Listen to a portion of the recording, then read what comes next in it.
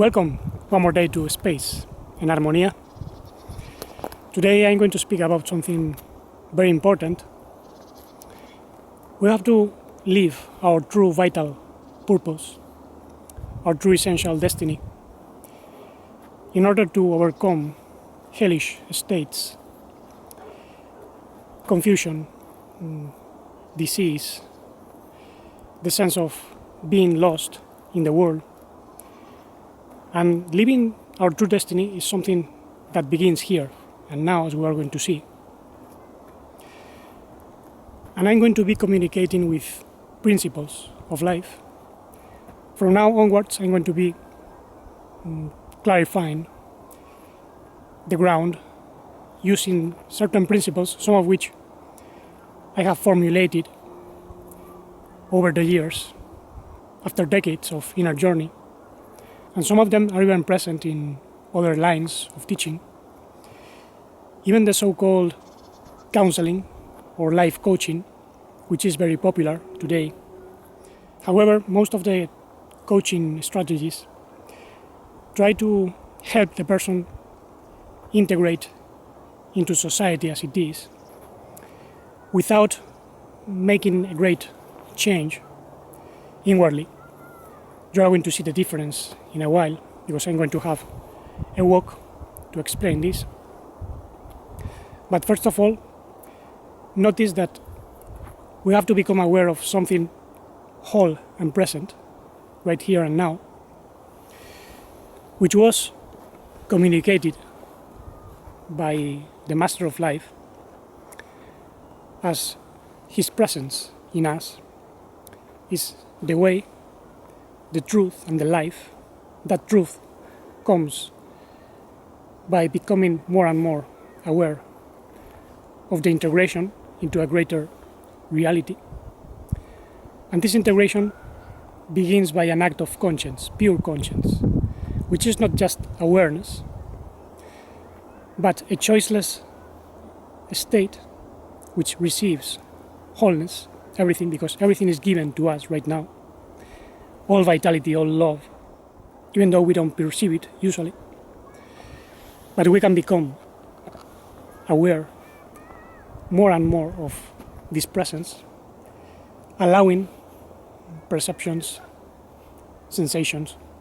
We just perceive with lovingness and open a space for the growth of an energy that can even be represented with the toroids. I don't know if you have seen images of these structures, but they are found all over nature, because this world is a shadow of true reality. Therefore, we also find a certain clue for truth. And notice how in toroids energy flows from the center and towards the center, constantly in an exchange. And there is a sort of balance, a feedback balance. This is found in the way energy moves in ourselves. So, the first principle we are going to take into consideration is the mobilization towards the center by means of conscience, which is an integrated state of wisdom and understanding. We know intuitively and act accordingly, perceiving the union of opposites.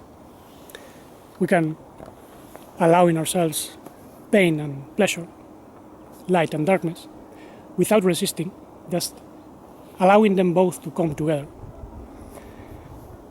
And in order to explain this for a while, I'm going to have a little walk to give a sense of movement, because we have to become more and more aware of the movement of life in us, the travel, the journey, and what we have is the universal mind that wants to live through us, consciously, grow through us. It is known as the universal intelligence logos, the divine verb, which is also a heart, because it's full of love, and a loving conscience that allows perceptions to come in. And when we mobilize ourselves from this conscience, then we are mobilizing ourselves towards our true destiny, which is actually everywhere. Because conscience, which emanates from our original being of light, is the center of all reality in each one. Therefore, we are not looking for strategies to accomplish aims that are in the future.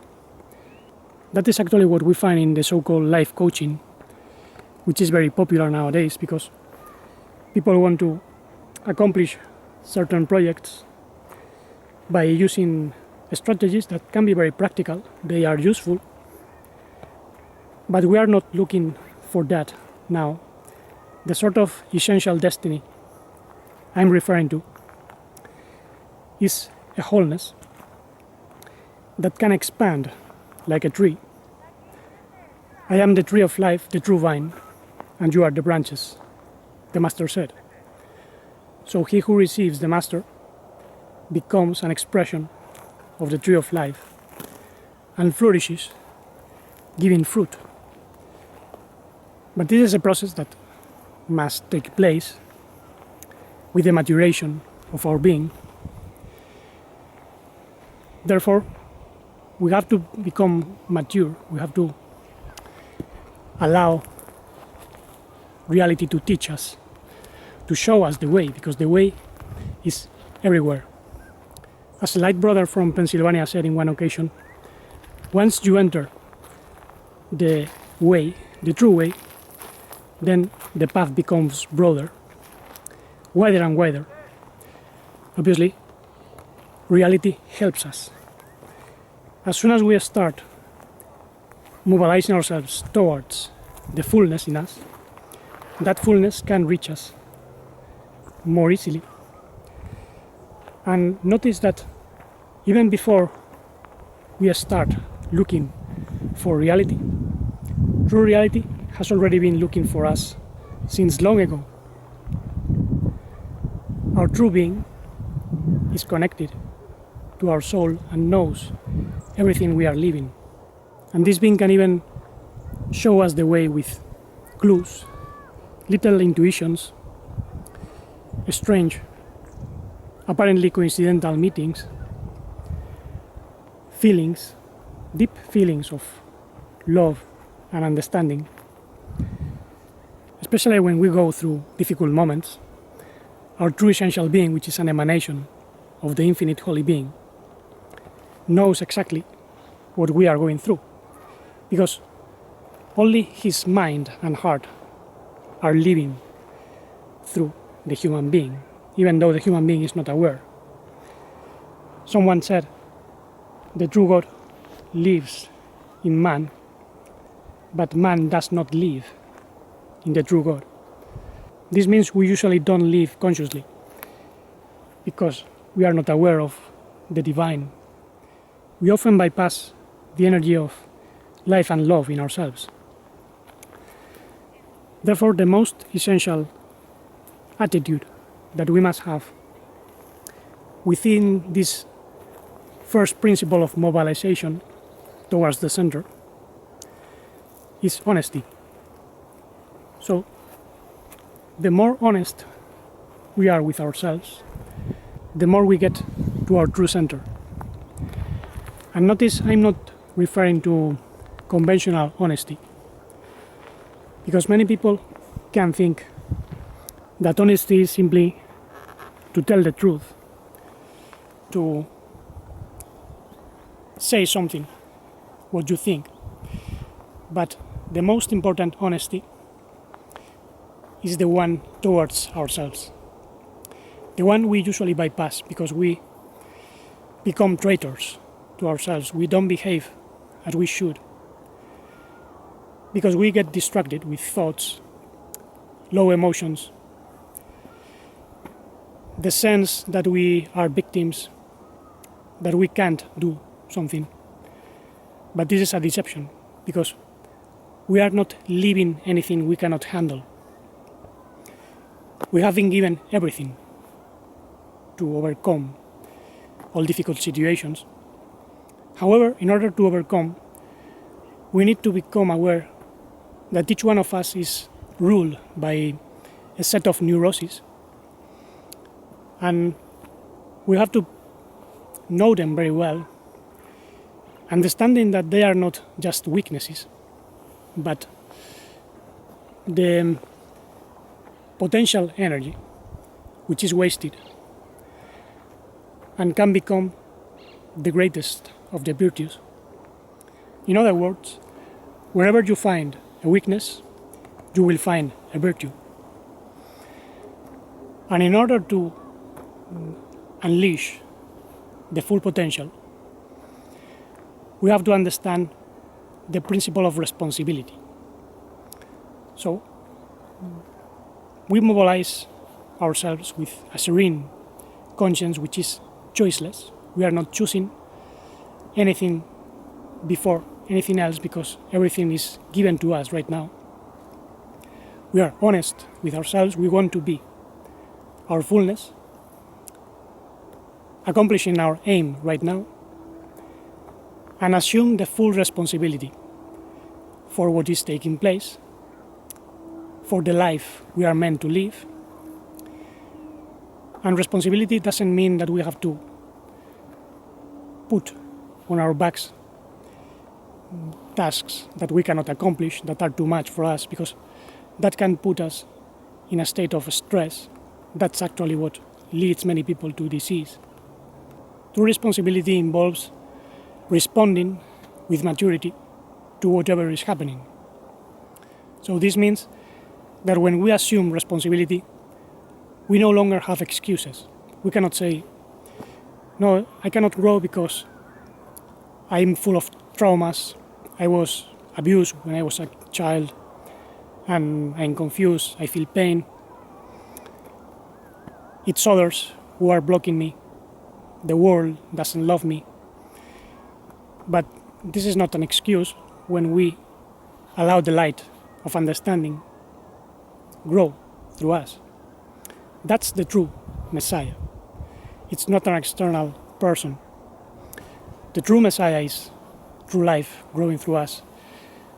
Then we become cells in the collective body of the Messiah, which is connected to a universal head that can give us more understanding, more love, not to receive, or not just to receive, but to give.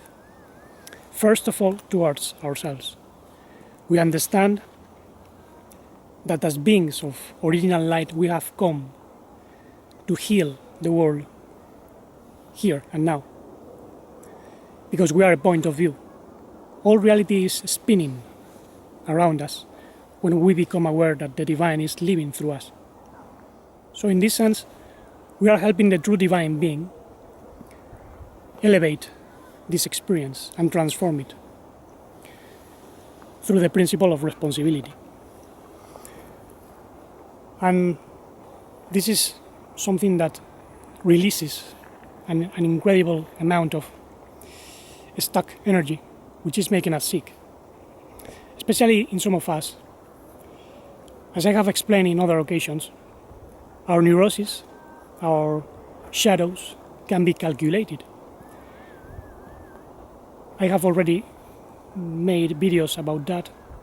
The video on the vital paths here in this channel, the psychotypes, the 12 psychotypes. In the other channel, Vital and Harmonia, you have also some explanation with the Tree of Life paths. And I will do something in the future concerning the 37 types of neuroses. Now, among those neuroses, there are some which are more explosive. For instance, if you have a number 30, summing up all the digits in your birth portal, then you'll have lots of creative energy, lots of sensibility, and then you'll feel hurt by everything or everyone who does not accept you at first. I have a 30, and since I was a child, I had to deal with this. I suffered violence when I was a kid in the school and other places, around the streets. And for many years, this remained in me as a sense of not being loved, being rejected. And I didn't know how to take it out. Because I didn't realize that the way of freedom is becoming aware who you are. You are an integral part of the self-discovering movement of the divine verb. The divine verb is living through you. You are not separate from sort of supreme God, which is an entelechy, an imagination. There are entities that are disconnected, and they play the role of gods. They even made mistakes leading to this world. But we are not meant to be worried about them or accuse them. We are not meant to accuse anyone. We are meant to assume the full potential of who we are. Otherwise, we end up in psychological or even spiritual hellish states. Actually, the other day, Kyle Macias from All Seeing One YouTube channel and podcast asked me if some of the so-called hells are certain planets. He had the idea that some hellish realms are in other planets. And I said, obviously there is a correlation. In ancient times, some planets were associated with different types of hellish realms. For instance, Pluto was connected to Hades, the god of the underworld in Greek mythology. Then we have Saturn, which in Jewish Kabbalah and Hebrew teachings is regarded as having an atmosphere which is demonic and has a certain influence towards the souls of humanity, pulling them down towards passions. This is why Saturn is associated with Satan, the adversary.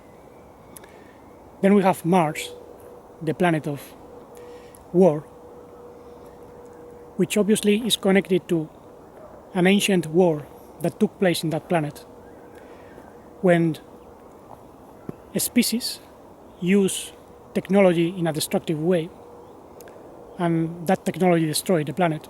They then fought against themselves, apparently. And now it's a desolated planet. Curiously, some people want to go back to Mars, including Elon Musk and his crew. And I don't know if they'll be able to live in Mars back again, but definitely that will be a sort of hell, because there is nothing interesting over there. Apart from some ruins that can be found, and ruins that have already been seen, like Sidonia Pyramid and so on. Apart from that, there is nothing there. Maybe some souls living in some energetic state, but that's not a planet for evolution. So obviously, there are energetic states associated with planets in which some souls can end up if they get lost, not living the true purpose. The Earth is a very good planet to evolve fully, because here we have all conditions: the greatest light and the greatest darkness. All is together. Therefore, here we can experience the true foundational divine reality of the Father of Lights, the true Malkut, that which is usually translated as the Kingdom of God. The Kingdom of God has come close, the Master said, because we don't just go towards the absolute heaven. The absolute heaven came to us by means of emanation. The emanated light reaches our mind and our heart so that we can be elevated and help the divine elevate the whole world, the world we perceive. Otherwise, we end up in lower states, which were also known. In the book of Zohar, we are told about Ge, Tzia, and Nesiyah. Ge comes from Gehenna, which is the place where rubbish was burned in Jerusalem, and this was connected to the fire of hell, obviously. And some people live this psychologically and even spiritually, because he who is burned by the light of conscience because of remorse, doing things that are contrary to our vital purpose, then obviously this is painful. But when we live certain pain consciously, then suffering becomes intentional and purifying. We are burning the rubbish in ourselves. Hatred, jealousy, dark thoughts. So, when we go out of hellish states, then we can move to deeper degrees of earth, Eretz, Adama, Arka, Tavel, the infinite earth. All are live within ourselves. Now, those who forget the vital purpose then live a sort of emptiness, which makes them experience Tzia, which in Hebrew means desert. And this is why people get involved in many vices, drugs, alcohol, irrational sexuality, all of which dries up the vitality, and then the soul gets deprived of life, true life. And this is very dangerous because it comes a point in which the soul can die. If the jewel is lost, then there is nothing of value inside, and the soul disgregates after the physical death.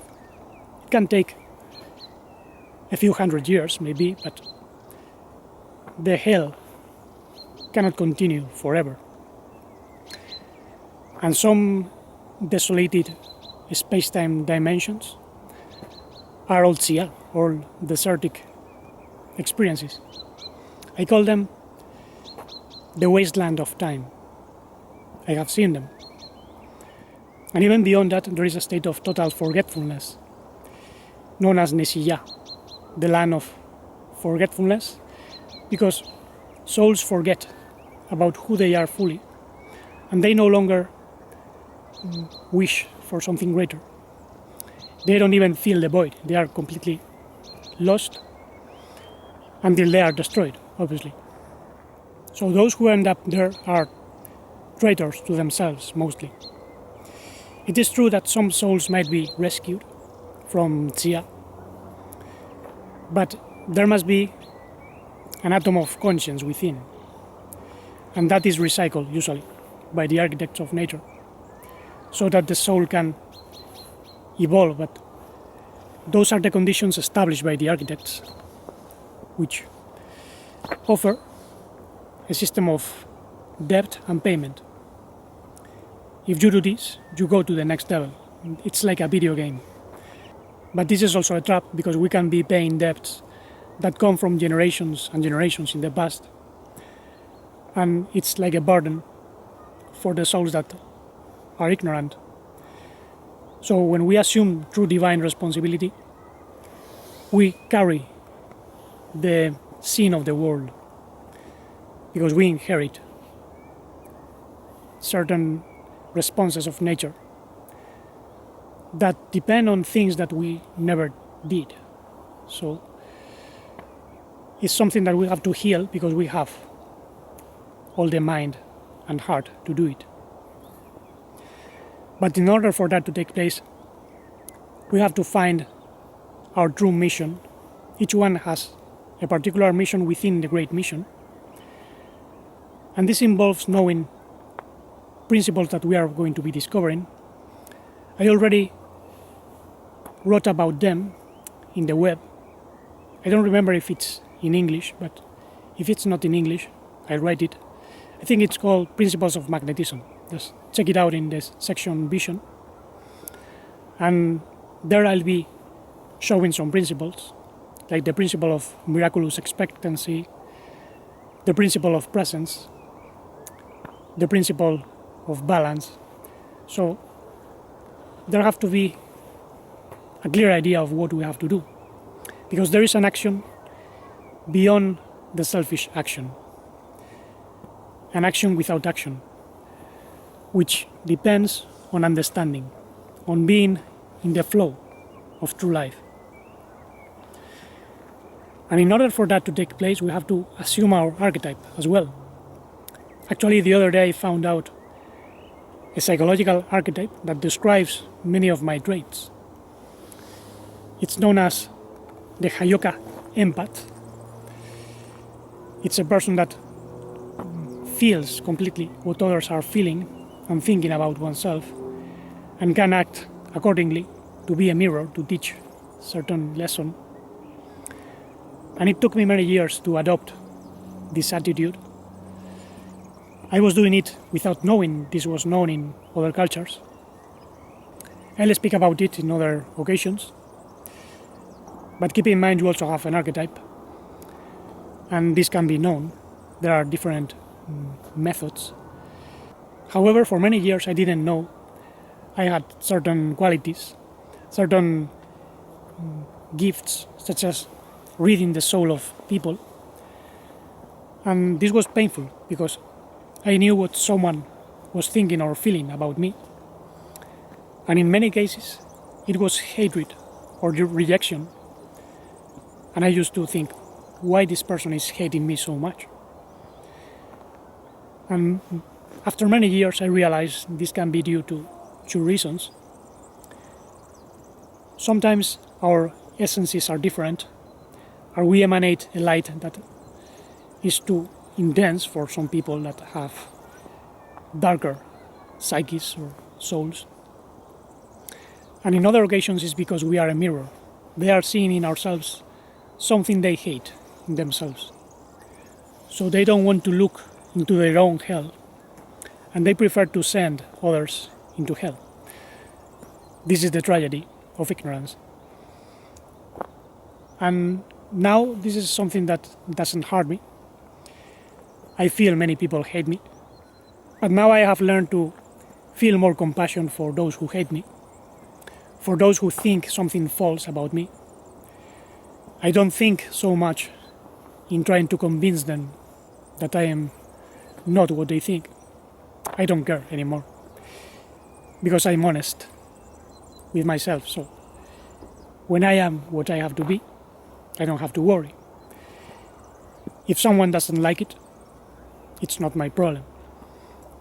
I understand the world is sick, and I come to do a job, and I do it as best as I can, with compassion, with love, without demanding anything from anyone, because the Holy One is living through me right now. So I have everything. And the same must be with you. You must find your mission within the great mission of life rescue. And don't forget that this mission begins here and now. Our destiny is to live our life consciously, elevating even our dark moments, because our true soul and our true spirit live nothing by chance. Everything is on the spot. Everything is spot on, as some say in English. And this is because the mobilization of divine conscience has nothing to do with the mobilization of the world perception, which goes always outwards towards the space-time. However, when we become aware of the divine spirit, then we sense there is something invisible we cannot see. That's the force of the spirit. You sense and feel, hear, listen to the rumor, but you don't know where it goes and where it comes from, because it's omnipresent, like a balloon expanding, and the spirit manifests through the soul, which in turn manifests through the body. So even our physical body is the manifestation of the soul. So when it's sick, it's the manifestation of hellish states in our psyche. But when we move consciously and are able to be in the flow of true life, then the body heals. But we have to live our life as a piece of art. We are creative, we are not creating anything, but just integrating our life events in a piece of music, live music, which is unique. No one but us can live what we are living uniquely right now. So with this message, I leave for today. Thank you very much for listening with attention. Remember, you have a blog, a web, another channel called Vital and Armonía, where you have already a lesson on food, alimentation. And from now onwards, we are going to be exploring certain principles, preparing the ground for something I have to present, even though it's not translated into Spanish yet. But let's keep opening the space for the manifestation of the true supraconditional love, non-fragmented life, integral conscience, without choice, without obstruction, and deep blissful serenity.